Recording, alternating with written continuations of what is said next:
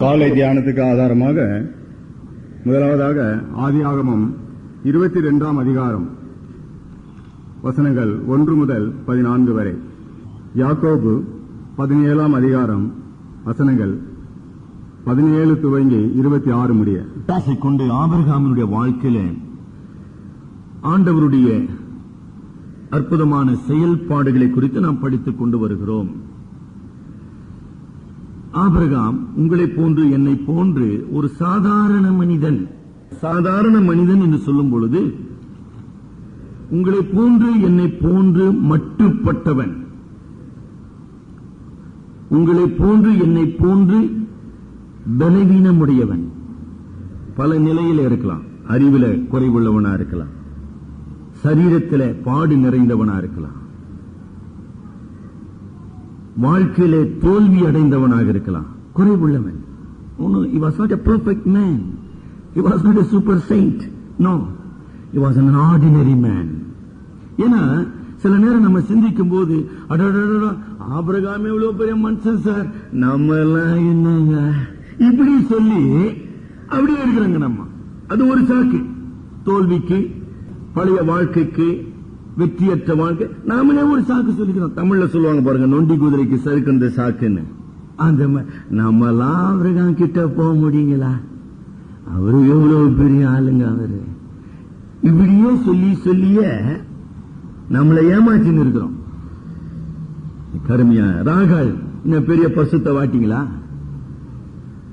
படிச்சுமா யாக்கோபு 2ஆம் அதிகாரத்துல ராகாள் ஒரு சாதாரண பெண். அது ஒரு தப்பு. கடவுள் மாறாதவர், மனிதன் அனைவரும் குறைவுள்ளவர்கள். அதை நம்ம மறந்து போகக்கூடாது.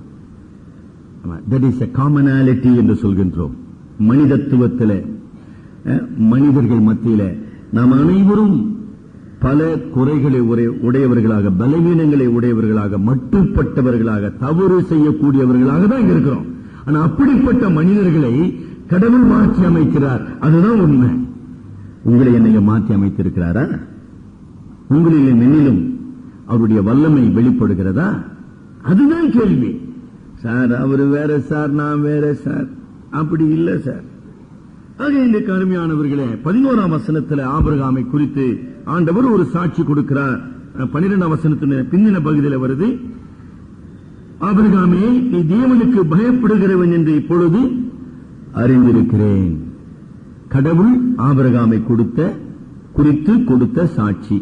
உங்களை பத்தி எப்பயாச்சும் அப்படி சொல்லியிருக்காரா? ஏன் சொல்லல சார்? எனக்கு எங்க சார் சோதனை வந்துச்சு? அப்படியா? ஒவ்வொருத்தரை பத்தி சொல்லணுமே. நீ தேவனுக்கு பயப்படுகிறவன். என்ன அற்புதமான ஒரு உண்மை இந்த ஆதியாகமம் 22ஆம் அதிகாரத்தின் உண்மை. ரோமன் நிருபத்தில், எபிரேயர் நிருபத்தில் பல முறை அது என்ன செய்யப்படுதுங்க? மறுபடியும் மறுபடியும் வலியுறுத்தப்படுகிறது. யாக்கோபு நிருபத்தில் ஆபிரகாமுடைய விசுவாசம் பூரணப்படுத்தப்பட்டது. ஆபிரகாம் விசுவாசத்தினாலே கீழ்ப்படிந்தான். ஆபிரகாமின் கீழ்ப்படிதல் ஆபிரகாமின் விசுவாசத்தை வெளிப்படுத்தினது என்பதை மிக தெளிவாக நம்ம இங்க பார்க்கிறோம். ஆக இந்த காலையில நமக்கு கொடுக்கப்படுகின்ற எச்சரிப்பு என்ன? உன்னுடைய விசுவாசம் உயிருள்ள விசுவாசமா அல்லது செத்த விசுவாசமா? கிரியைகள் இல்லாத விசுவாசம் செத்ததா இருக்கும். உயிருள்ள விசுவாசம் தேவனுடைய கட்டளையை நிறைவேற்றி தேவனை மகிமைப்படுத்தும். இன்னைக்கு ஒரு தராசு அப்படி வைங்க. தராசுல ஒரு தட்டுல ஆபிரகாம போடுங்க, அடுத்த தட்டுல உங்களை நிறுத்துங்க. உங்களிலே விசுவாச கீழ்ப்படிதல கடவுள் பார்க்கிறாரா? பார்க்கவில்லை என்றால் நிச்சயமாக உங்களுடைய வாழ்க்கையில ஒரு காலகட்டத்தை நம்ம சந்திப்போம். இன்றைக்கு நாம் படிக்க போகிற படிப்பினை, ஐயா உயிருள்ள விசுவாசத்தை பெற்றிருப்பது எப்படி? Living faith. நான் விசுவாசிக்கிறேன்னு சொல்வதனால பல பயன்கள் இல்லைங்க. It is not profession of faith, it is practice of faith. ரெண்டு வித்தியாசம். நான் விசுவாசிக்கிறேன், நான் நம்புகிறேன், திரியேக தேவனை ஆராதிக்கிறேன். ஐயோ, இட் இஸ் ரிப்பீட்டேட்டிவ். கிளிப்புள்ள மாதிரி நீங்க 100 முறை சொல்லிக் கொண்டு இருக்கலாம். அந்த விசுவாசம் கிரியின் மூலமாக நிரூபிக்கப்பட வேண்டும். அததான் எபிரேயர் 11ஆம் அதிகாரத்திலும் சரி, யாக்கோபு 2ஆம் அதிகாரத்திலும் சரி, ஆபிரகாமை மையமாக வைத்து அந்த விசுவாசம் எப்படி வெளிப்பட்டது என்பதை நாம் பார்க்கின்றோம். சரி, இன்றைக்கு இந்த 3ஆம் வசனத்திலிருந்து நாம் படிக்கும் போது ஆபிரகாம் ஈசாக்கை பலியிடுவதில் அவனுக்கு ஏற்பட்ட தடைகள் என்ன? இன்னைக்கு உங்களிடத்துல கொஞ்ச நேரம் பேசுவேன். என்னங்க சிஸ்டர், என்னங்க பிரதர், என்னங்க பிரச்சனை? ஐயோ, எப்படி எவ்வளவு சூழ்நிலை ரொம்ப பிரச்சனைங்கய்யா. என்னங்க ஆண்டவருக்கு கீழ்ப்படியல, எப்படிங்க முடியும்? என்ன பிரச்சனை தெரியுங்களா?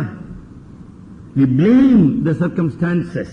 இம்மீடியட்டா ஏன்பா கீழ்ப்படியல, உடனே சூழ்நிலைய ஒரு குறை சொல்லிடுறோம். சார் அது எப்படி சார் முடியும்? என்ன சார் நீங்க ஏன்பா கீழ்ப்படியல? என்ன சார், எப்படி சார் அது கரெக்டா இருக்க முடியும்? அதாவது it is against our reasoning, it is against our experience. என்னுடைய அனுபவத்துக்கும் அறிவுக்கும் அது அப்பாற்பட்டது. அது எப்படி சார் கடவுள் சொன்னா கூட எப்படிங்க அது? ஏன்பா கீழ்ப்படியல சார்? விளைவுகளை எப்படி சார் நான் சந்திக்க முடியும்? How can I face the circumstances? ஏன் நான் கீழ்ப்படியவில்லை? 3 காரணம் சொல்றோம். சூழ்நிலை சார் என்னால கீழ்ப்படிய முடியாது. அந்த 6 இந்து வாலிபர்கள் சூழ்நிலையை குறித்து சொல்லிக் கொண்டிருப்பார்கள். ஆனால் அவர்கள் ஆண்டவரை விசுவாசிக்கிறேன் என்று அறிக்கை செய்ய முடியுமா? ஆண்டவரை பின்பற்ற முடியுமா? ஆண்டவர் நிமித்தமாக பாடுகளையும் துன்பங்களையும் ஏற்றுக்கொள்ள முடியுமா? சூழ்நிலை அது ஒரு பொய்மை. அப்ப சூழ்நிலையை மேற்கொள்ள முடியாத ஒரு விசுவாசம், அது செத்த விசுவாசம். 2வது, அறிவுபூர்வமாக அது எப்படிங்க முடியும், அது எப்படிங்க நடக்கும், அது எப்படி?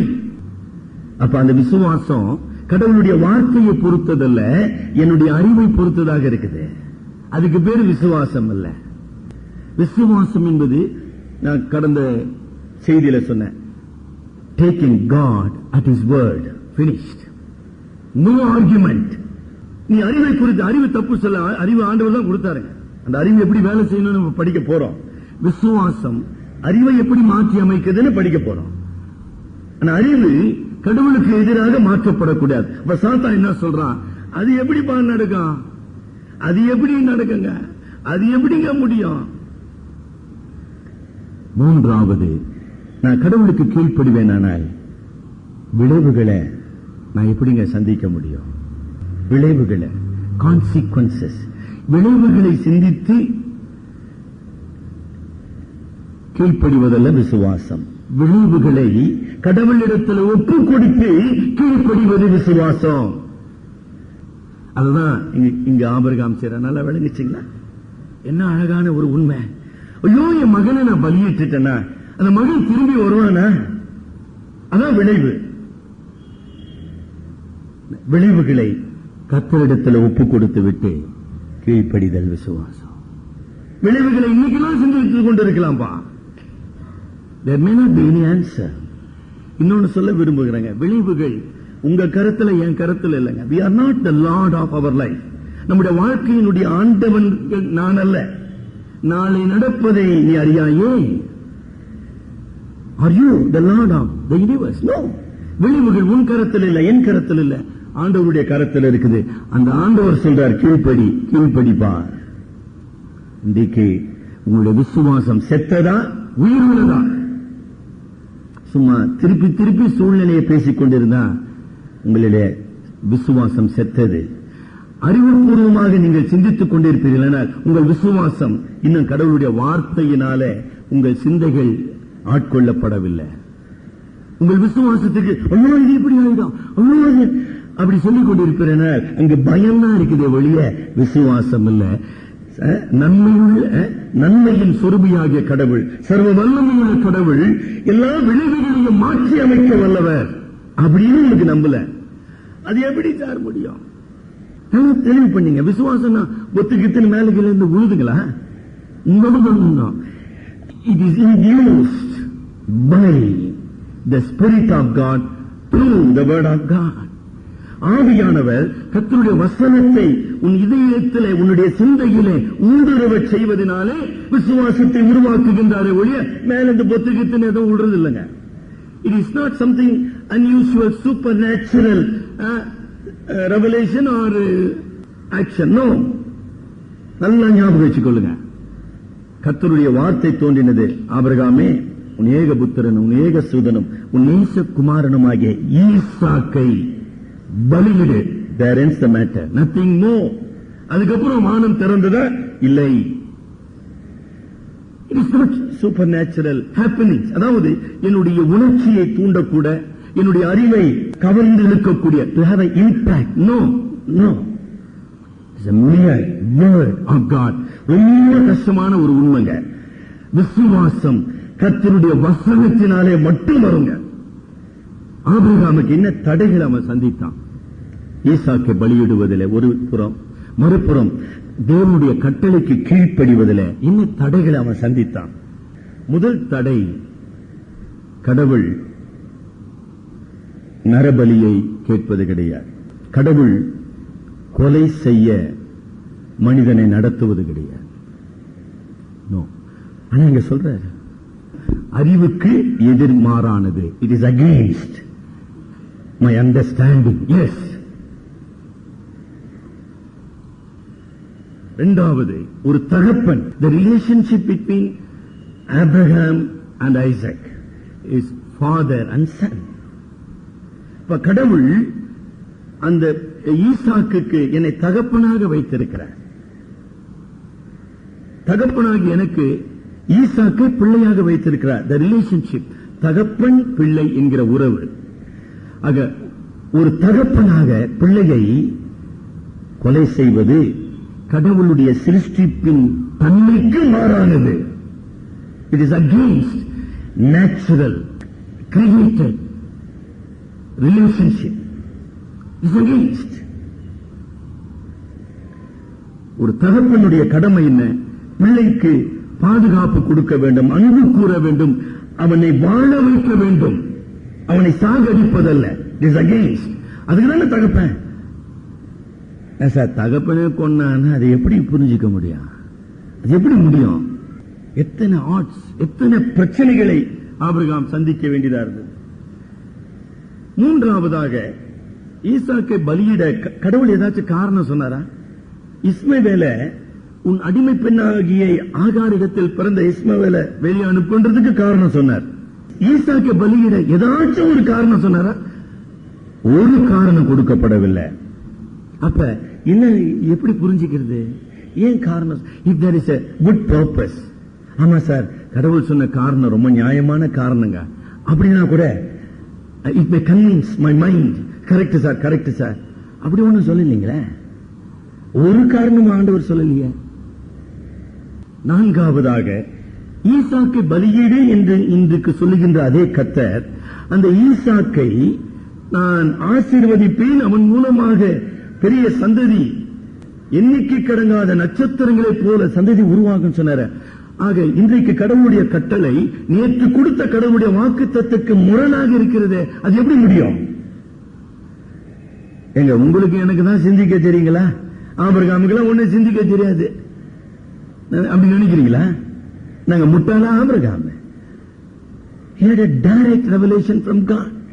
கடவுளுடைய நேரடியான வெளிப்பாட்டை பெற்றவன். என்னடா சொல்றாரு கடவுளே, உனக்கு ஒரு வாக்குத்தத்தத்தின் மகனை நான் தருவேன், அவன் மூலமா உன் சந்ததியை ஆசீர்வதிப்பேன், பூமியில் உள்ள வம்சங்களை நான். என்ன சொல்றாரு அங்க? அப்படி சொல்றாரு. இங்க வந்து பலியிடுன்றாரு. என்ன சார், நீங்க நிறைய பேரு வாலிபர்கள் கடவுளுடைய சித்தத்தை பத்தி ஏதாச்சும் ஆலோசனை கேட்கிற வரான்னு வச்சுங்க. அவங்க சொல்லுவாங்க, என்ன சார் கடவுள் இப்படி சொல்றாரு, கடவுள் அப்படி சொல்றாரு. எப்படிங்க இது? நல்லதுதாங்க. கடவுள் மாறுகிறவரா? God cannot contradict himself. அப்ப அங்க விசுவாசம் என்ன செயல்பட வேண்டும்? கடவுள் தன்னைத்தானே மறுதலிக்க மாட்டார். கடவுள் மாறுகிறவர் அல்ல. கடவுளுடைய நோக்கம் மாற்றப்படாதது. கடவுள் சர்வ வல்லவராக அவருடைய நோக்கத்தை நிறைவேற்றியே தீர்வார். என்னப்பா நிறைவேற்றி தீர்வார்? நான் ஈசாக்கை பலி செலுத்தினாலும் கூட என் சந்ததி தலைமுறை தலைமுறையாக இருக்கும். அதான் விசுவாசம். ஈசாக்கு ஒரு ஈசாக்கு என்ன 10 ஈசாக்க பலியிட்டாலும் still the purpose of God will be fulfilled. That is faith. அது இருக்குதா? அது இல்லையே. அது எப்படி நம்ம என்னமோ கடவுளுக்கு புத்தி சொல்ற மாதிரி நம்ம சிந்தனை பண்ணி கொண்டு இருக்கிறாங்க. விசுவாசம் செயல்பட முடியாது. ஐந்தாவதாக, மகன் ஈசாக்கை நான் பலி செலுத்திவிட்டு என் மனைவி சாராளை திரும்பி வந்து நான் பார்க்க முடியுமா? Can I face my wife? இதுவரைக்கும் அவங்கிட்ட ஒன்னும் சொல்லல, அவன் சொல்ல போறதும் இல்ல. ஈசாக்கு இவருக்கு மட்டும்தான் மகனா? சாராளுக்கு மகன் இல்லீங்களா? பலி செலுத்திட்டங்க. என்னம்மா கடவுள் சொன்னார் பலி செலுத்திட்டேன்னு வந்து சொன்னா அந்த அம்மா என்ன சொல்லுவாங்க? சொல்றதுக்கே கூச்சமா இருக்குது. பெருக்கிறவங்க அதெல்லாம் எடுத்துக்குவாங்க கையில, போடா வெளிய. இவரு பெரிய பக்திமானு.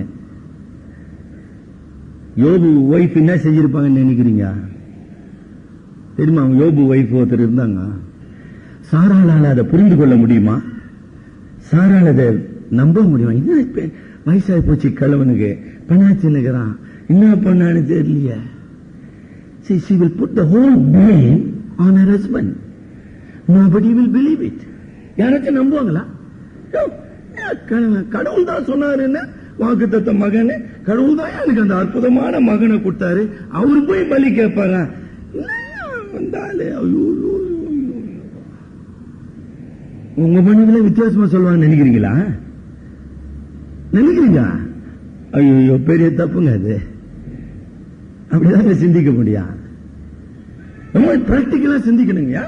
இது சின்ன விஷயமா? இது ஆபிரகாம் தன்னுடைய மகனை பலியிடுவானால் அவனை சுற்றி இருக்கிற கானானியர், அபிமெலேக்கு ராஜா, பெலிசியர், எகிப்தியர் என்ன நினைப்பாங்க? அவன் என்னுடைய தேவன் சர்வ வல்லமையுள்ள தேவன், அவர் உருவமற்ற தேவன், அவர் மனித பலியை விரும்பாத தேவன், அவர் பரிசுத்தம் உள்ள தேவன், அவர் அன்புள்ள தேவன் வாய்க்கிலே பேசினா இப்ப போய் மகனை கொலை செஞ்சுட்டான படுபாவி. ஒரு நித்திய நிந்தனையை ஏற்படுத்துமே. என்ன ரெப்புடேஷன் கிடைக்கும் நினைக்கிறீங்க நீங்க? எல்லாருக்கும் தெரியாதா? 25 ஆண்டுகள் கழித்து ஈசாக்கு பிறந்தது தெரியும். அந்த ஈசாக்கு நிமித்தமாக இஸ்மவேல் வெளியனுப்பப்பட்டது தெரியும்.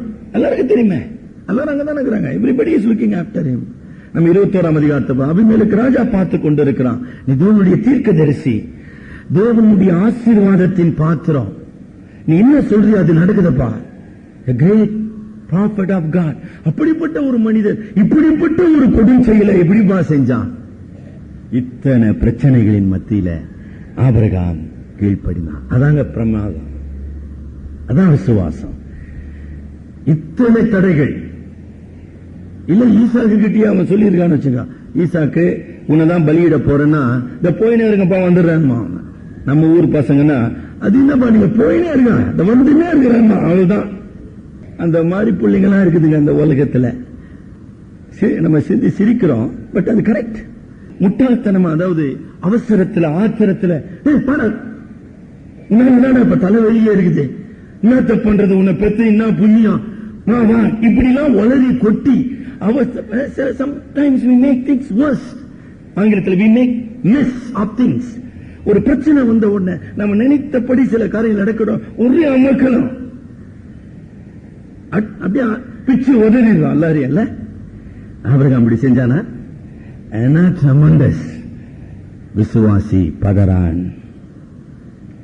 அப்படியே மலை மாதிரி நிக்கிறான். எஃகு கோட்டை அப்படியே நிக்குது, எதையும் தாங்கும் இதயம். எடுப்பா ஈசாக்கு, என்னப்பா போயின்னு இருக்கலாம். அவங்ககிட்ட ஆலோசனை கிடையாது. ஆமா, அதாவது ஆரம்பம் முதலே மகனை கீழ்ப்படுதலின் பாதையிலே நடத்துகின்ற ஒரு தகப்பன். என்ன பிரமாதம்! அதுக்காக ஈசாக்க முட்டாளன்னு ஆபிரகாம் நினைக்கல. ஈசாக்கனுடைய நேர்மையான மிக கூர்மையான ஒரு கேள்விக்கு மிக பொறுமையான ஒரு பதில் அவர் சொல்றான். பின்னால நம்ம பார்க்க போறோம். என்ன கவனிச்சிங்களா? தகப்பன் மகனை கீழ்ப்படுதலின் பாதையிலே நடத்தினான். அதான் சார் பிரமாதம். அவசரப்பட்டு ஆத்திரப்பட்டு குட்டி கொதிரி இல்ல இல்ல. நிதானம் இல்லைங்களா? நிறைகுடம் தழும்பாது. அப்படி இருப்பான். எதனா அணுகுண்ட உள்ட்டமா என்ன இப்போ? என்னைக்கோ ஒரு நாள் சாக போறோம். எப்படி செத்தா என்ன? நிறைகுடம் தழும்பாது. அப்படின்னு இல்லை. அப்படியே கற்பனையில கொண்டு வந்து பாருங்க. ஆபிரகாம் என்ன ஸ்டெடி மைண்ட். அவனுடைய வார்த்தைகள், அவனுடைய செயல்கள், எதுனாச்சும் ஒரு தடுமாற்றம் நம்ம சொல்ற பாருங்க, பதட்டம் சொல்றோம் பாருங்க, ஒண்ணுமே இல்ல. அப்படியே இது எப்படி சாத்தியமானது? எபிரேயர் 11ஆம் அதிகாரத்துக்கு திருப்புவோம். எப்படி சார் முடியும்? How is it possible? விசுவாசம் இல்லாமல் தேவனுக்கு பிரியமாயிருப்பது கூடாத காரியம். இன்றைக்கு உங்களுடைய என்னுடைய சூழ்நிலையில இதே மாதிரி பிரச்சனைகளை நம்ம சந்திக்கலாம். நம்ம செய்ய வேண்டியது என்ன? ஆண்டவரே, எனக்கு விசுவாசத்தை தார சுவாமி. நான் சூழ்நிலையை குறை சொல்லி பிரயோஜனம் இல்லை. என்னுடைய அறிவுபூர்வமாக சிந்தித்து சிந்தித்து கேள்வி கேட்டு அதெல்லாம் ஒண்ணும் நடக்க போறது இல்லை ஆண்டவரே. நான் விளைவுகளை கண்டு பயந்து ஓடுவதனால என் வாழ்க்கையில விடுதலை கிடையாது. உம்முடைய சித்தத்தை செய்ய எனக்கு பலன் தாரம். அவ்வளவுதான் விஷயம். அதை கேட்க மாட்டேன்றோமே. இன்னும் அழகா 11ஆம் அதிகாரத்துல நிருப ஆசிரியர் சொல்கின்றார், திருப்பி நான் உங்களுக்கு சொல்றேன், கிளாரிட்டி ஆஃப் மைண்ட். நம்முடைய சிந்தனையில தெளிவு இருக்கணுங்க. அங்க குழப்பமே இருக்கக்கூடாது, அங்கு பயம் இருக்கக்கூடாது, அங்கு சந்தேகம் இருக்கக்கூடாது. அது நம்ம அப்படிலாம் சொல்லவே கூடாது. அந்த இடத்துல ஒரு வசனம் நம்ம படிப்பா, 2 தீமோத்தேயு 1:7. 2 தீமோத்தேயு 1:7 கொடுக்கிறார். உண்மைதாமா, நம்ம அதற்கு கீழ்ப்படிய உண்மைதான். ஆத்திரத்துல எல்லாம் கடவுள் செயல்பட சொல்றதே கிடையாது. அதாவது ஆவியானவருடைய பணி அப்படி இல்லை. He gives clarity of mind, sober mindedness. நான் என்ன செய்கிறேன்?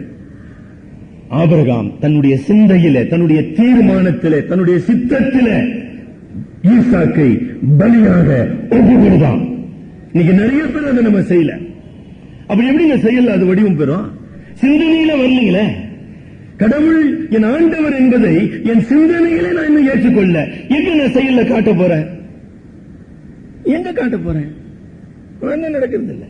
அதுதான் அங்க சொல்லுது. அப்ப என்ன செய்றாருங்க?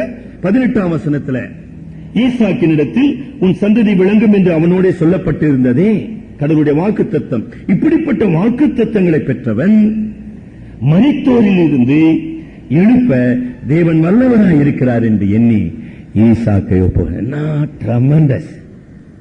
மரித்தோரை கடவுள் எழுப்ப வல்லவர் என்று நம்பி யார் அவனுக்கு அதை போதித்தது? எப்படி அவனுக்கு அந்த அறிவு வந்தது? பாத்தீங்களா? கடவுளுடைய சித்தத்துக்கு நம்மை ஒப்பு கொடுக்கும் போதுமா தேவனுடைய வெளிப்பாடு, தேவனுடைய சத்தியத்தின் உண்மை நம்மை பலப்படுத்தும். நம்ம இன்னும் நம்முடைய சித்தத்தை ஒப்பு கொடுக்கலீங்களே, அதான பிரச்சனை.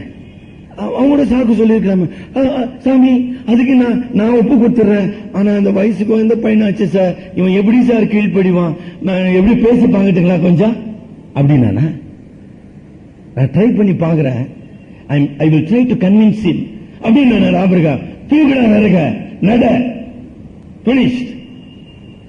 Never blame people. சார் நான் எப்ப சார் கீழ்படுவேன்? என் மனைவி ஒத்துழைச்சு, மனைவாதி சொல்றதே செய்ப்பா. Abraham could have made many excuses. Did he? No. That is the point. அது எப்படி முடிஞ்சது? He submitted his will to the Father. That's all. அவனுடைய சித்தத்திலே தேவனுடைய சித்தத்துக்கு தன்னை அர்ப்பணித்தான். ஆமாண்டவரே, நீர் கொடுத்தீர், உனக்கு நான் கொடுக்கிறேன். அது உன்னுடைய சித்தம், என்னுடைய சித்தம் இல்ல. Obedience according to his will. கீழ்ப்படிதல் என்னுடைய வசதி, விருப்பம், சூழ்நிலையை பொறுத்ததல்ல. திருப்பி சொல்லட்டுமாமா? ஆமா கீழ்படிடுங்க. இப்படி இருந்தா அப்படி இல்லைங்க. சாரி பாத் விதவைய நீ போய் தண்ணி எடுத்துனுவா, இல்லங்க ரொட்டி எடுத்துனுவா. இல்ல ரொட்டி எடுத்துனுவா நீ. ஒரு முதல் அப்பத்தை இங்க எடுத்துனுவா. முதல்ல 19ஆம் வசனத்துல என்ன சொல்ற? தனக்கு ஒரே பேரானவனை பலியாக ஒப்பு கொடுத்தான், மரித்தோரில் இருந்து அவனை பாவனையாக திரும்ப பெற்றுக்கொண்டார். சர்வ வல்லமையுள்ள கடவுள், நான் சொன்ன உங்களுக்கு, ஈசாக்கு பிறக்க போகிறான் என்று வாக்கு தத்தத்தை ஆபிரகாமுக்கு தேவன் கொடுத்த போது ஆபிரகாம் நகைத்தான். ஏன்பா நகைக்கிற? நான் சரீரம் செத்தவன் sir, Yes, literally, I am dead in my body. அப்ப இந்த ஈசாக்கு பிறந்ததே இந்த செத்த சரீரத்தில் இருந்து. கரெக்டுங்களா? எங்கிருந்தப்பா ஈசாக்கு வந்தான்? செத்த சரீரத்தில் இருந்து. அப்ப செத்த சரீரத்திலிருந்து ஒரு உயிர் தோன்றக்கூடுமானால் செத்த சடலம் உயிர்ப்பிக்கப்படுறதுல என்ன பிரச்சனை? நம்மளதான் சிந்திக்கிறோம், ஆனா சரியா சிந்திக்க மாட்டேன்றோமே. He knows very well Isaac was born out of dead womb. Dead. Never forget that. செத்து போன கற்பத்தில் இருந்து பிறந்தவன் ஈசாக்கு. அதே மாதிரி செத்து போன சடலம் உயிர்ப்பிக்கப்பட முடியும். நான் ஆராதிக்கிற தேவன் சர்வ வல்லமையுள்ள தேவன். அதாங்க விசுவாசம். எதுங்க விசுவாசம்? காணப்படாதவைகளின் நிச்சயமும் நம்பப்படுகிறவைகளின் உறுதி. காணப்படாதவைகளின் நிச்சயம். எப்படிங்க கடவுள் உயிரோட இருப்ப? அதெல்லாம் எனக்கு தெரியாதுங்க, கடவுளால முடியும். அப்படி இருக்குதாப்பா? இந்த நேரத்தில் எவ்விதமாக பரிசுத்த ஆவியானவர் ஆபிரகாமுடைய சிந்தையை பலப்படுத்தினார்? அந்த விசுவாசம் எப்படி அருளப்பட்டது, அந்த விசுவாசம் எப்படி செயல்படுத்தப்பட்டது என்பதை கொஞ்ச நேரம் எடுத்து நான் உங்களோடு பேச விரும்புகிறேன். It's very difficult. சும்மா நான் வந்தேன் போனேன் அப்படி இல்லைங்கம்மா. நம்முடைய வாழ்க்கையில கடவுள் அனுமதிக்கிற சோதனைகள் தயவு செய்து மறந்துடாதீங்க. தயவு செய்து எழுதி வைங்க உங்க வாழ்க்கையில. Right it down. கிரைசிஸ், கடவுள் உங்கள் வாழ்க்கையிலே கொண்டு வந்த நெருக்கடிகள், அவைகளிலே ஆவியானவர் உங்களை எப்படி நடத்தினார், கர்த்தருடைய வசனம் உங்களை எப்படி நடத்தினது, கர்த்தர் எப்படி உங்களுக்கு விடுதலை தந்தார், எப்படி கர்த்தர் வெற்றி தந்தார். எழுதிவை, எழுதிவை. உன் பேர பிள்ளைங்களா சொல்லு. எதுக்கு நம்ம இருக்கிறோங்க? என்ன சாதிக்க போறோம்? கர்த்தர் என்னோட கூட இருக்கிறார்ப்பா. வெள்ளிக்கிழமை மாலையில விஜயா பால் என்கிற அம்மையார புற்றுநோய் ஆஸ்பத்திரியில போய் சந்தித்தேன். சேந்தமங்கலம் திருச்சபையினுடைய போதகராக பணியாற்றுகிற எபி பால் அவர்களுடைய தாயார் விஜயா பால் 97ஆம் ஆண்டு முதல் புற்றுநோயில அவங்க அவதிப்பட்டு கொண்டிருக்கிறாங்க. இதுவரைக்கும் 6 ஆபரேஷன்கள் செய்யப்பட்டுள்ளது. அந்த பேஷண்ட் எப்படி இருப்பாங்க நீங்க நினைக்கிறீங்க? அப்படியே பட்டுன்னு, ஐயோ அம்மாடியோ கடவுள் ஏன் தான் என்ன சோதிக்கிறாரு தெரியலையா, அப்பா வா வா வா இதெல்லாம் தாங்க முடியுதா, அப்படி இருப்பாங்கன்னு யோசிங்களா? அழகா உட்காந்து அவங்களால பேச முடியல. இங்க இந்த இடத்துல செகண்டரி புற்றுநோயினுடைய செகண்டரி டியூமர் இங்க ஃபார்ம் ஆயிருக்குது. அதை ஆபரேஷன் பண்ணி அழகா அமைதியா உட்கார்ந்து இருந்தாங்க. என்னை பார்த்த உடனே சிரிச்சாங்க. நான் தான் பயத்தோட போறேன், ரொம்ப கவலையோடு. எப்படி இந்த அம்மா இதை தாங்க போறாங்க? She has undergone chemotherapy. She has been treated with radiation. இன்னைக்கு வரைக்கும் அவங்களுடைய இன்டெஸ்டைன் ஒர்க் பண்ணல, இன்டெஸ்டைன் ஃபங்க்ஷன் பண்ணல. ட்ரெமெண்டஸ். இத்தனை பிரச்சனைகள் அவ்வளவு சமாதானமாக புன்முறுவல் செய்தாங்க. எப்படிங்க முடியும்? அவங்க தாய் இளம் விதவையாக 50 ஆண்டுகளுக்கு முன்னதாக மிஷனரி ஹக்கெட் அவர்கள் மூலமாக ஆண்டவரை அறிந்து ரட்சிக்கப்பட்டு ஞானஸ்தானம் பெற்று திருச்சபையில சேர்ந்தவர்கள். சேந்தமங்கலம் திருச்சபையில இன்னைக்கு இருக்காங்க உயிரோடு. 50 ஆண்டுகளுக்கு முன்னாடி நினைவு கூர்ந்தாங்க அவங்க. ஐயா, இந்த மே மாசம் முடிகிறப்ப எங்க அம்மா கிறிஸ்தவங்களாக மாறி 50 ஆண்டுகள். அந்த அம்மா கைம்பெண் விதவை. இயேசுவை அவர்கள் ஏற்றுக்கொண்டபடியினால குடும்பத்திலிருந்து தள்ளப்பட்டாங்க. 4 பெண் பிள்ளைகள். கொஞ்ச நேரம் யோசனை பண்ணி பாருங்க. ஏன்னா ட்ரெமெண்டஸ் ஃபெய்த். இந்த அம்மா விஜயா பால் அவங்களுடைய மூத்த மக. இந்த அம்மா திருமணமாய் அருமையான ஒரு விசுவாச கணவர். அந்த கணவர் 24 ஆண்டுகளுக்கு முன்னாமல் காணாமற் போனார். காணாமற் போனாங்க நம்ம சொல்றோம். அவர் படுகொலை செய்யப்பட்டார். Nobody nose. 24 ஆண்டுகளுக்கு முன்னதாக இத்தனை பிரச்சனை. எப்படி பாருக்கிறாங்க? அப்படியே எஃகு மாதிரி இருக்கிறாங்க. எதையும் தாங்கும் இதயம். ஐயோ என் பிரச்சனை எவ்வளவு பெருசு தெரியுமா? என்ன தெரியும்? ட்ரெமெண்டஸ். எப்படிங்க முடியும்? சொன்னாங்க, ஆண்டவருடைய கரத்துல நான் எப்பவே ஒப்பு கொடுத்துட்டேங்கய்யா. ஆண்டவரே, நீர் எப்ப வேணா நீர் என்னை அழைத்துக் கொள்ளலாம், நோ ப்ராப்ளம். எப்பவும் உங்களுடைய ராஜ்யத்துக்கு வர ஆயத்தமா இருக்கிறேன். நீர் உயிர் இன்னைக்கு உயிர் கொடுத்தா நமக்கு ஸ்தோத்திரம். ஆமென். அவ்வளவுதான். Living day by day. அப்ப நான் சொன்னேன், அம்மா, கடவுள் உங்களை வைத்திருப்பதை அநேகருடைய விசுவாசத்தை பலப்படுத்தும்படியாக, அநேகருடைய விசுவாசம் பலப்படும்படியாக. என்ன நடக்குதுன்னா, அந்த ராசிபுரத்துல அவங்க ஒரு டீச்சர், ராசிபுரத்துல தான் அந்த இவங்க இனத்தை சேர்ந்த செட்டியாருங்க நிறைய பேர் இருக்கா, நிறைய இந்துக்கள். சொல்றாங்க, ஐயா என்னால நடக்க முடியாது, என்னால வெளியே போக முடியாது. ஆனா என்ன நடக்கு தெரியுங்களா, கடந்த 2-3 ஆண்டுகளாக கடவுள் எனக்கு சுகம் கொடுத்தார். சுகம் கொடுத்தல இருந்து புற்றுநோய் பாதிக்கப்பட்டவங்க என்ன தேடி வராங்க. எப்படி இந்த டீச்சர் தைரியமா இருக்கிறாங்க, எப்படி இந்த டீச்சர் சந்தோஷமா இருக்கிறாங்க, எப்படி அவங்க நம்பிக்கையா இருக்கிறாங்க. நல்லா சொல்றாங்க, இந்துக்கள் டீச்சர் அம்மா வீட்டுக்கு போமா, அந்த அம்மா உங்களுக்காக ஜெபம் பண்ணுவாங்க, உங்களுக்கு சமாதானம் கிடைக்கும், போங்க. என்ன ஆச்சரியமா இருக்குது பாத்தீங்களா. அதுக்காக தான் என் கடவுள் என்னை வைத்திருக்கிறார். யாரோட வராங்க, அவங்களுக்கு இயேசுசாமியை பத்தி சொல்லி, இயேசுசாமி எனக்கு எப்படி சமாதானத்தை கொடுக்கிறாரு, நான் எப்படி மரணத்தை சந்திக்க ஆயத்தமா இருக்கிறேன். இவ்வளவுதாங்க விஷயம். பிரியமானவர்களே, பரிசுத்த ஆவியானவர் இருளடைந்த நமது மனங்களிலே, டார்க்கன் மைண்ட், குருடாக்கப்பட்ட நம்முடைய சிந்தையிலே, அடிமையாக்கப்பட்ட நம்முடைய சித்தத்திலே பரிசுத்த ஆவியானவர் செயல்பட வேண்டும். விசுவாசம் பரிசுத்த ஆவியினால் அருளப்படுவது. ஒரு 4 வசனங்களை உங்களுக்கு நான் வலியுறுத்தி சொல்ல வேண்டும். ஐயா, இயல்பான மனிதனாக நான் கடவுளுடைய பரிசுத்தத்தையும், கடவுளுடைய சித்தத்தையும், கடவுளுடைய நோக்கத்தையும், கடவுளுடைய பிரசன்னத்தையும் நான் அனுபவிக்க முடியாது, உணர முடியாது, அறிய முடியாது. as a natural man. அது மாத்திரமல்ல, என்னுடைய மாம்ச சிந்தை, ரோமர் 8ஆம் அதிகாரத்தின் அடிப்படையில் என்னுடைய பாவ இயல்பின் சிந்தை, ஆதாமுக்குள் நான் பெற்ற சிந்தை, ரோமர் 8ஆம் அதிகாரம் 7ஆம் வசனத்தின்படி மாம்ச சிந்தை தேவனுக்கு விரோதமான பகை. அது தேவனுக்கு கீழ்ப்படியாமலும் கீழ்ப்படிய கூடாமலும் இருக்குதுங்க. வசனம் தெரியலீங்களா? By my natural mind I will revolt against the holy God. That is my nature. அதுதான் என்னுடைய இயல்பு. ஆக என்னுடைய மனம் குருடாக்கப்பட்டது, என்னுடைய சித்தம் தேவனை எதிர்த்து போராடுவது. இந்த 2 காரியங்களையும் பரிசுத்த ஆவியானவர் மாற்றி அமைக்க வேண்டும். அப்பதான் நீங்க விசுவாசத்தினால கீழ்ப்படிய முடியும். அது எப்படி செய்யறார்? எபேசியர் 1ஆம் அதிகாரம் 17ஆம் வசனம், ஞானத்தையும் தெளிவையும் அளிக்கிற ஆவியை உங்களுக்கு தந்தருள வேண்டும். இதே ஆவிதான் ஆபிரகாமுக்கு அருளப்பட்டது. தம்மை கடவுள் பரிசுத்தர், கடவுள் தீமை செய்ய முடியாதவர். God will never be author of evil. அது ஆபிரகாம் குணத்துல பலி செலுத்த சொல்றார். ஒரு தீமையான காரியமா தான் தெரியுது, ஆனா கடவுள் அதற்கு காரணமா இருக்க மாட்டார். அதான் தெளிவு.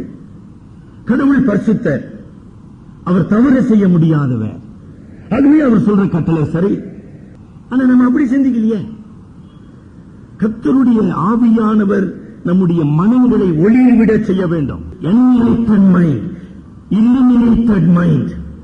ஆவியானவர் ஒரு மனிதனுக்குள்ளே வரும்போது அவர் செய்கின்ற முதல் காரியம், அவனுடைய சிந்தை ஒளிர்விக்கப்படுகிறது.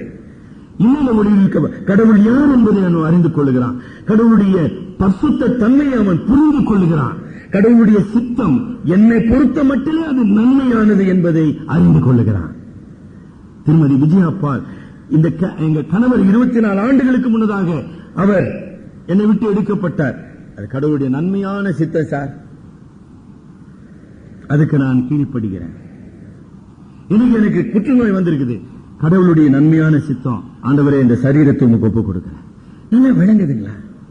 acknowledging the holiness of God, acknowledging the goodness of His purpose.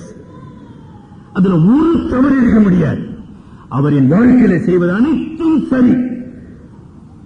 அதாங்க ஒளிர்விக்கப்பட்ட மனம், கேள்வி கேட்கிற மனம் அல்ல. சரிங்களா? என்ன அற்புதமான உண்மை. 2வது என்ன சொல்றார் பாருங்க. இப்படி ஒளிர்விக்கப்பட்ட மனம் மூலமாக ரோமர் 8ஆம் அதிகாரம் 6ஆம் வசனத்தினுடைய பிந்தின பகுதி படிங்க. அங்க 2 சிந்தை சொன்னது. மாம்ச சிந்தை, ஆதாமுக்குள் நான் மாம்ச சிந்தையுடையவனாக பிறந்தேன், வாழ்ந்தேன், வாழ்ந்து கொண்டிருக்கிறேன். இந்த உலகத்தையும் வாழ்வையும் நான் சந்தித்துக் கொண்டிருக்கிறேன் மாம்ச சிந்தையில. இப்பொழுது ஆவியின் மனம் எனக்கு வந்தபடினாலே, ஒளிர்விக்கப்பட்ட மனத்தினாலே ஆவியின் சிந்தையை நான் பெற்றிருக்கிறேன். அந்த ஆவியின் சிந்தை என்னங்க செய்து கடவுளுடைய சித்தத்துக்கு என்னை ஒப்புக் கொடுக்குது. செயின்ட் அகஸ்டினுடைய கருத்தை உங்களுக்கு, ஒரு மனிதன் தான் சரி என்று நினைப்பதையே செய்கின்றான். ஒருத்தன் கொலை செய்யறான்னு வச்சுக்கலாம், அதை அவன் சரி என்று உணர்கிறான், ஆகினால செய்யறான். அதாவது our will is dictated by mind. Intellect, reason, understanding is the primary faculty of man. மனித ஆழத்துவத்தில் மிக உயர்ந்தது மனம். அந்த மனதின் கட்டுப்பாட்டில் தான் சித்தம் செயல்படுகிறது. அப்ப விசுவாசத்தினாலே ஆபிரகாம் கீழ்ப்படிந்தான் என்றால் என்ன? அந்த விசுவாசம் அவன் மனதை ஆட்கொள்ள வேண்டும், அவன் சிந்தையை மாற்றி அமைக்க வேண்டும், அவன் சித்தத்தை மாற்றி அமைக்க வேண்டும். அப்பதான் அவன் கீழ்ப்படிய முடியும். அதை செய்கிறவர் பரிசுத்த ஆவியானவர். ஆக ஆவியின் ஒளி விளக்கத்தை பெறுகிறோம், ஆவியின் சிந்தையை பெறுகிறோம். இன்னொரு 2 வசனங்களை ஒரே நேரத்தில் படிப்போம்.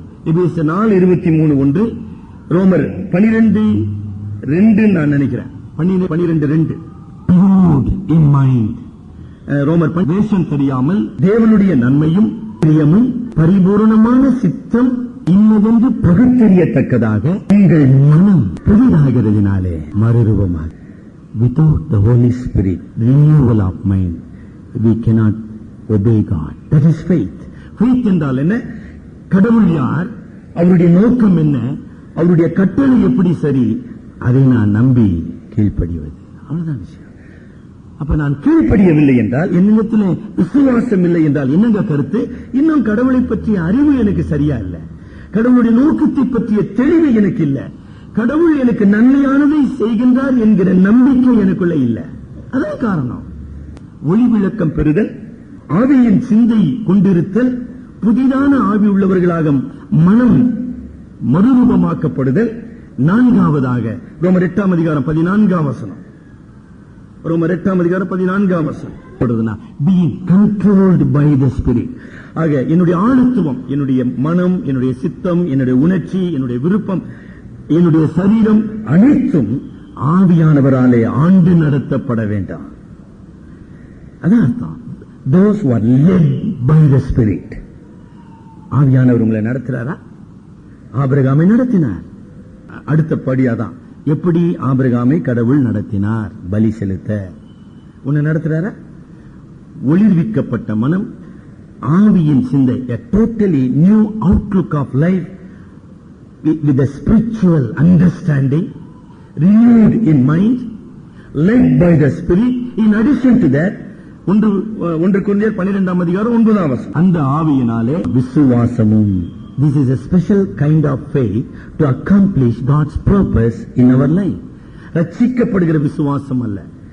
கிறிஸ்துவ வாழ்க்கையில நாம் சந்திக்கிற சோதனைகளுக்கு தேவன் நமக்கு கட்டளையிட்டு இருக்கிற கட்டளையை, பணியை செய்து முடிக்க ஒரு அசாதாரணமான விசுவாசம், a special gift of faith to accomplish his purpose.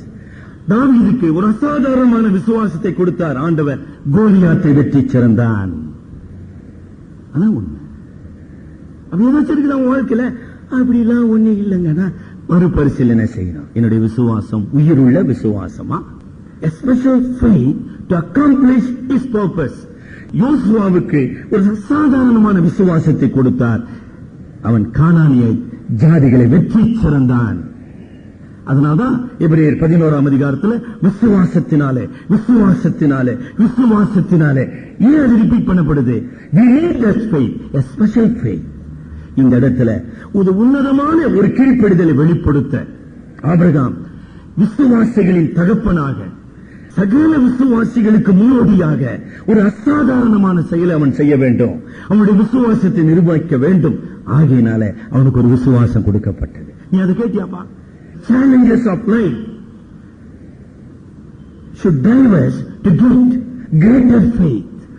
வாழ்க்கையின் சவால்கள், வாழ்க்கையின் பிரச்சனைகள் என்னை மூடி ஒளிய செய்யக்கூடாது. அந்த சவால்களை சந்திக்கும்படியாக தேவனுடைய விசுவாசத்தை பெற்றுக்கொள்ள என்னை வழி நடத்த வேண்டும். அப்படி உன்னை நடத்திச்சா? ஐயா ஏன் சார் இந்த கஷ்டம், ஏங்க இந்த பாடி, இது சொல்றதுக்காக கடவுள் நம்மை ஏற்படுத்தினார் இல்ல. ஆமா, வாழ்க்கையின் சவால்களை வெற்றி கொள்வதற்காக. ஆண்டவரே எனக்கு இந்த விசுவாசம் என்ன? காலேப் சொன்னார், இந்த மலை நாட்டை எனக்கு தாரும். 85வது வயதில் வெற்றி கொள்ளுகின்ற வாழ்க்கை.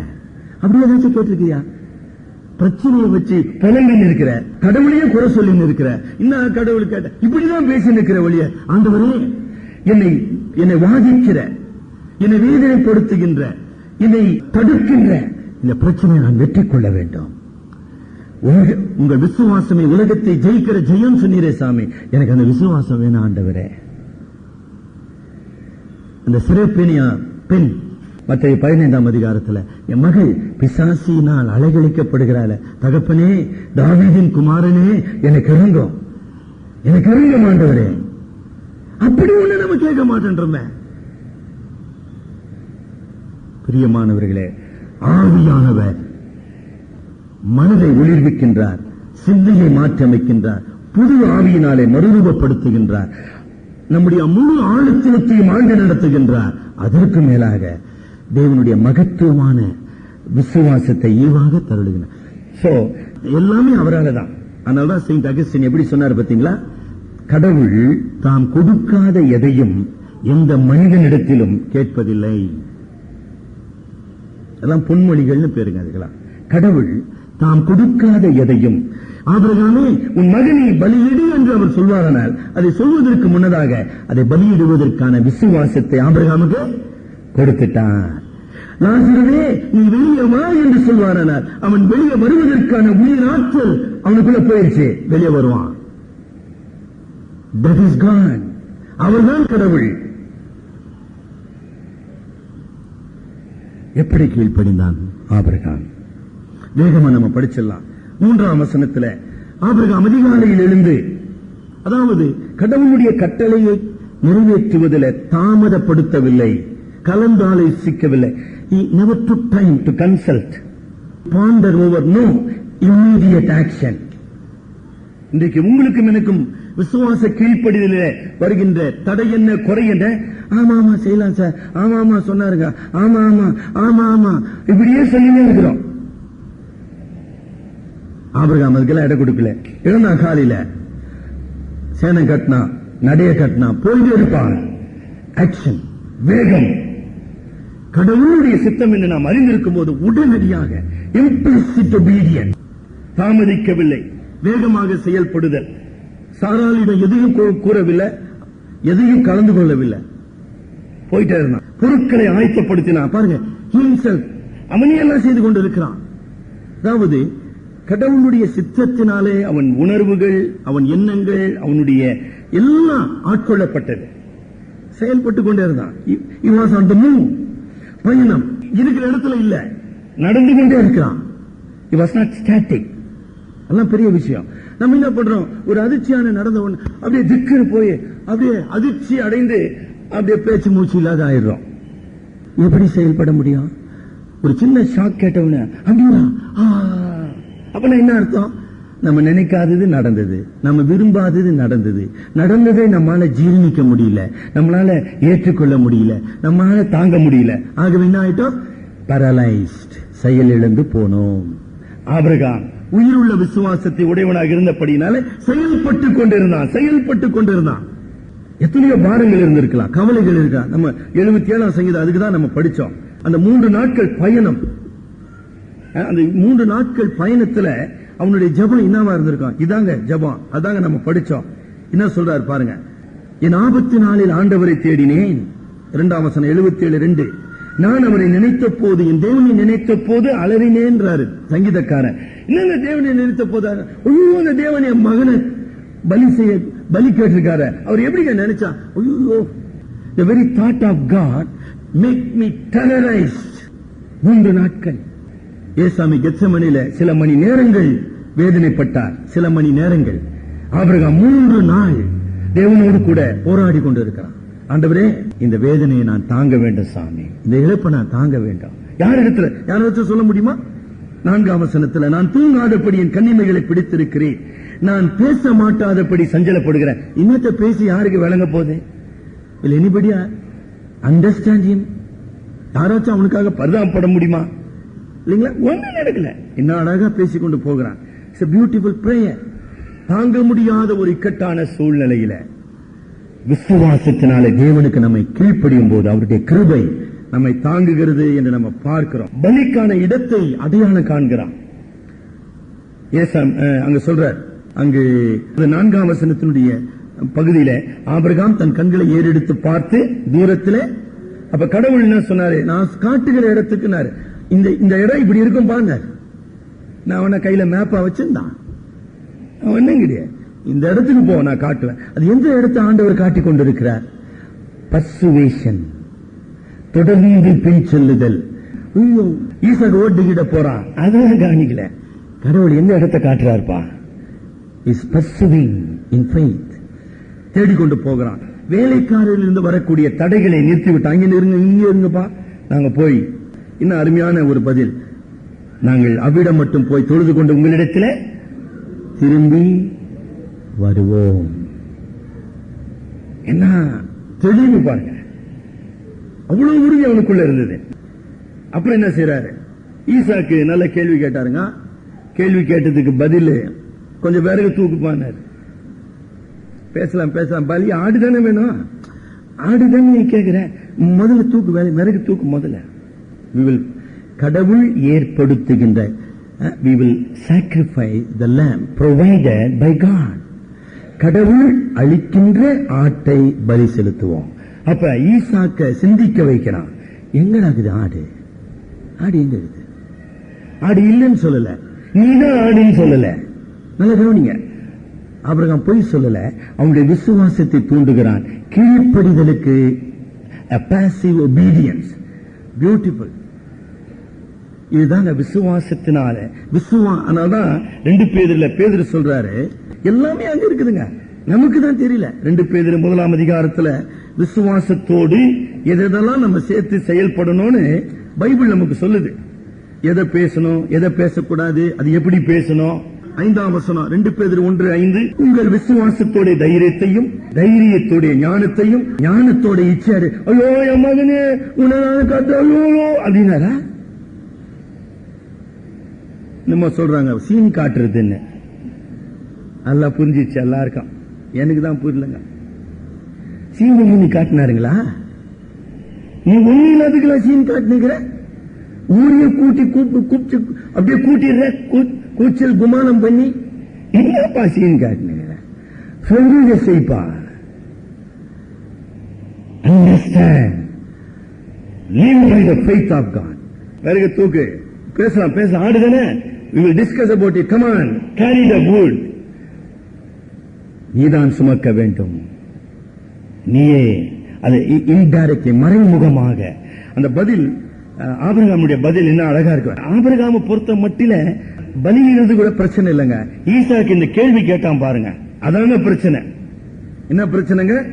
அதாவது 7ஆம் வசனத்துல, என் தகப்பனே, தகன பலிக்கு ஆட்டுக்குட்டி எங்கே? நீதான் சொல்லணும் இல்லைங்களா? சொல்லல. அதான் ஞானம். என்ன சொல்றார்? தேவன் பார்த்துக் கொள்வார், தேவன் ஏற்படுத்துவார். அதுல 2 பதிலுங்க. ஆபிரகாமுடைய விசுவாசம் அங்கு வெளிப்படுத்த, God will provide his sacrifice. ஆக நமக்காக, நமக்கு பதிலாக கடவுள் நமக்கு ஏற்படுத்துவார். ஒரு ப்ரூடென்ட் ஆன்சர் என்று நம்ம கற்றுக்கொள்ள வேண்டும். கடவுள் கொடுக்கின்ற ஆட்டை பலி செலுத்துவோம். யாரை பலி செலுத்த போகிறோம்? கடவுள் எந்த ஆட்டை ஏற்படுத்துகிறாரோ அதை நம்ம பலி செலுத்த போகிறோம். அந்த ஆடு நீயா இருக்கலாம், ஈசாக்கு, உன்னை நான் பலி செலுத்துவேன். 2வது பதில், அந்த பதில்ல நம்ம ஏற்கனவே படிச்ச வண்ணமாக எபிரேயர் 11ஆம் வசனம் 18 படி, தேவன் மரித்தோரை எழும்ப பண்ணுவார். ஆனப்படியினாலே கடவுள் கேட்கிற பலியாகிய உன்னை நான் பலி செலுத்த போகிறேன். இன்னொரு பதில், மேத்யூ ஹென்றி மிக அழகான ஒரு சத்தியத்தை இந்த பலியில கொண்டு வருகிறார். அதை சொல்லி நான் முடிக்க விரும்புகிறேன். ஈசாக்கு ஆராதனை என்பதை, தொழுகை என்பதை சரியாக அறிந்திருந்தான். சின்ன பையன், 17 வயசு பையன் வச்சுங்களேன். he understood the most important thing in life. விறகு இருக்கிறது, நெருப்பு இருக்கிறது, ஆடு எங்கே? நம்ம பிள்ளைங்களுக்கு மீத அறிவு, மீத சும்மாகிற உறவு, இன்டர்நெட்டே தெரிஞ்சுன்னு வச்சுங்க, உண்மை தெரிட்டுங்க. கடவுளை தொழுது கொள்வது என்றால் என்னன்னு தெரியுமா? மேத்யூ ஹென்றி அதுக்கு நல்ல விளக்கம் கொடுக்கிறார். விறகு by itself dead இல்லீங்களா, ஒரு உயிரற்ற பொருள். Every ceremony in the worship is like that. இந்த ஆராதனைக்கு நம்ம வந்திருக்கிறோம். இந்த ஆராதனையுடைய எல்லா ஒழுங்குமுறைகள், பாடல், ஜெபம், வேதவாசி, அனைத்து ரிச்சுவல்ஸ் ஆர் லைக் wood. தண்ணீர் தானே சக்தியற்றவைகள். அது விறகுக்கு சமானம். அந்த விறகு எரிக்கப்பட்டு சாம்பலாக்கப்படும். That is good for nothing. There is a meaning. The whole ceremony in the worship is good for nothing if there is no fire. அங்க நெருப்பு இருக்குதுன்னு சொல்றான். நெருப்பு is a symbol of Holy Spirit. ஆரம்பத்திலிருந்து அக்கினி பரிசுத்த ஆவியானவருக்கு அடையாளம். ஆக நம்முடைய ஆராதனையில, நம்முடைய ஆராதனை முறைமையில, ஆராதனை ஒழுங்கில பரிசுத்த ஆவியானவருடைய அக்கினி அங்க இல்லைனா விறகு என்னத்துக்கு புண்ணியம்? சரி சார், விறகு இருக்குது, அக்கினி கூட இருக்குது, பலி இல்லைங்களே. அப்ப எப்படி அந்த ஆராதனையா இருக்க முடியும்? அந்த ஆராதனை எப்படி ஆண்டவர் அங்கீகரிக்க முடியும்? என்ன சொல்றார் மேத்யூ ஹென்றி? ஒவ்வொரு முறையும் நான் தேவனை ஆராதிக்க வரும்போது அங்கு விறகு இருக்குது, அங்கு நெருப்பு இருக்குது, ஆவியானவர் நமக்கு அருளப்பட்டிருக்கிறார். நமக்கு ஒரு ஆராதனை முறை, அல்லது ஆராதனை இடம், ஆராதனை நேரம் எல்லாம் ஆண்டவர் கொடுத்திருக்கிறார். That's why we are here. ஆனால் ஆடு இருக்குதுங்களா? ஆடு எது? உங்களுடைய என்னுடைய இருதயம். That is my own heart. என்னுடைய இதயம் அங்கு பலியாக்கப்பட வேண்டும். அதான் ரோமர் 12:1. ரோமர் 12:1.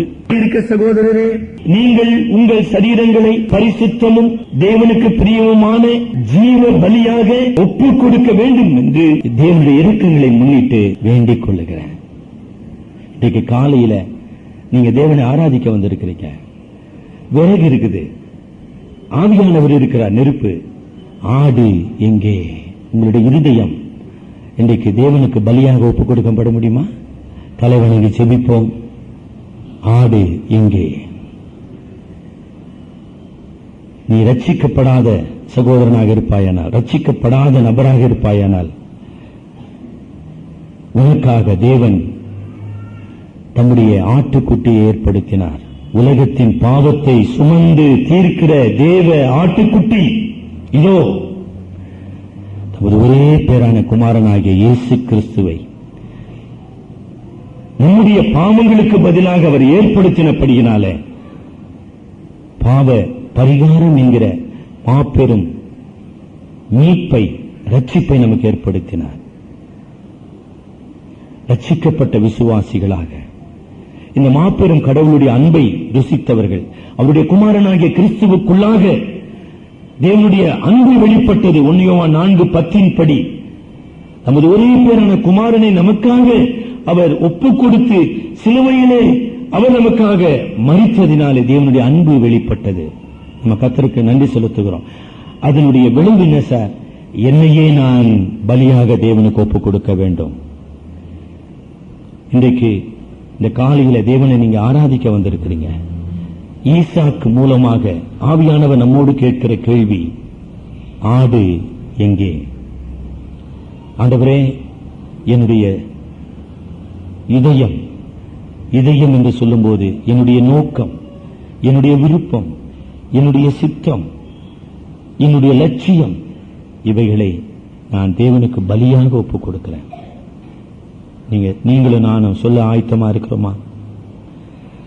பரிசுத்த ஆவியானவர் நம்முடைய கிறிஸ்தவ வாழ்க்கையிலே விசுவாசத்தின் சோதனைகளை, சவால்களை சந்திக்கும் போது நம்மை அவருடைய சத்தியத்தினாலே ஒளிர் விட செய்திருக்கிறாரா? நம்முடைய சிந்தைகள் ஆவியின் சிந்தையாக மாற்றப்பட்டிருக்கிறதா? நமக்குள்ளே புதிதான ஆவி உள்ளவர்களாகி நம்முடைய மனம் மறுரூபப்படுத்தப்பட்டிருக்குதா? ஆவியானவர் நம்மை முழுவதுமாக, நம்முடைய ஆவி, ஆத்மா, சரீரத்தை ஆண்டு கொள்ளும்படியாக நாம் அவருக்கு நம்மை முற்றிலுமாக அர்ப்பணித்திருக்கிறோமா? எபேசியர் 5:17-18 படி நீங்கள் ஞானமற்றவர்களைப் போல நடவாமல் கர்த்தருடைய சித்தம் இன்னதென்று அறிந்து ஆவியினாலே நிறைந்து அவருடைய சித்தத்துக்கு ஒப்புக் கொடுங்கள். ஆண்டவரே, இனி எனக்காக அல்ல, இந்த உலகத்துக்காக அல்ல, உம்முடைய பரிசுத்த நோக்கம் நிறைவேற என்னை நான் அர்ப்பணிக்கிறேன் என்று சொல்ல முடியுமா? இனி நான் அல்ல. எங்கள் அன்பும் இருக்கும் நிறைந்த பரம தகப்பனே, இந்த திவ்யமான பரிசுத்த வேலைக்காக நான் நன்றி செலுத்துகிறோம். நீர் மாறாதவர், நீர் சர்வ வல்லமையுள்ள தேவன். தீமையினாலே எங்களை சோதிக்கிறவர் அல்ல, எங்களுக்கு பரிகாரத்தை ஏற்படுத்துகிற தேவனாயிருக்கிறேன்.